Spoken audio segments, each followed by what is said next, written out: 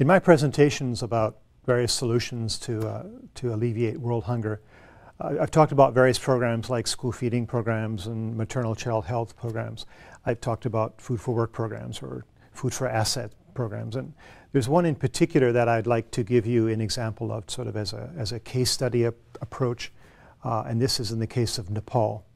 There's a food for work program that I was very much involved in during the years that I was posted in Nepal as WFP representative.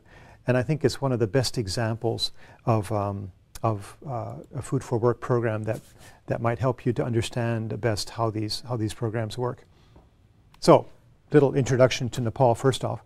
Nepal is a least developed country and an LIFDC, which means low income food deficit country. So it means it's one of the poorest countries in the world. One of those countries, as we've explained in previous lecture, does not produce enough food to feed its population. And so 42% of the population live below the poverty line, and 47% of the population suffer from inadequate calorie intake. So terrain and poverty in a place like Nepal are very much correlated. And we'll see also that poverty and civil conflict are also very much related too. So when we look at a country like Nepal, think of Nepal, you all know Mount Everest based in Nepal, of course. The Himalayas are there, the highest mountains in the world. Actually, Nepal covers 3 agroecological zones. One is the Terai area. Terai is a word for, a Nepali word for lowland areas. Which is the areas closest to the border with India, very tropical area. Then next is the hills. The hills, for many of you, would be like mountains that look like mountains, but they're actually not the high snow mountains. The hill areas are in the center of the country, and then the mountain areas are at the very top towards the Tibetan border and on the Tibetan border with between China and Nepal. And these are what we call typically the snow mountains.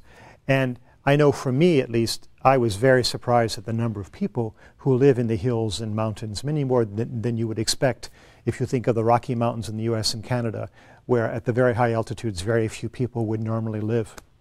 So a high percentage of the hungry poor then are concentrated in these areas, and they overall are a key priority for us.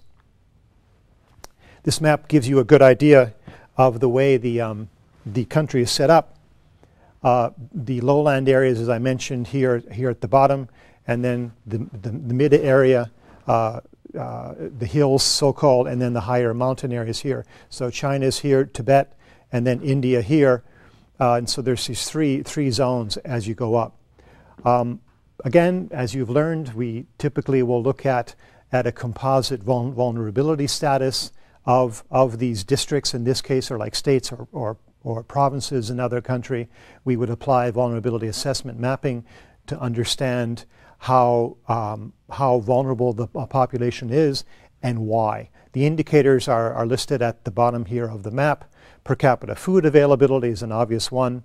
Percentage of cultivated land, road density, that is the amount of roads that might have penetrated up to the more higher altitude areas, infant mortality rates, chronic malnutrition in children, access to irrigation for the farmers, boy-girl school ratio of enrollment, percentage of girl dropouts, overall literacy rate, propensity of natural disasters in that particular area. For example, in the Terai areas, they tend to flood every year with the water that comes down from monsoon flowing from the higher altitudes. As you can well imagine, these are all various indicators that will affect how the population in this area lives and what their degree of food security may be. So in this case, it's composite vulnerability status that we call it in Nepal.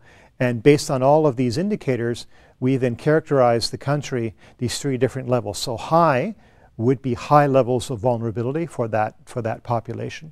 And they typically are in the far western regions, which is the more remote part of the country, and then also in the higher altitude areas. Medium is the yellow areas, and green is the low area. That's more the areas where there are more roads and more people living generally. They're the flatter areas and much more accessible.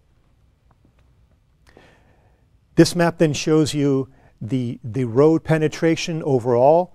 You can see there are very few blacktop roads in the country. They're basically in the Terai areas, which makes sense because, of course, they're along the Indian border in the Terai area, which is a flat area, and the country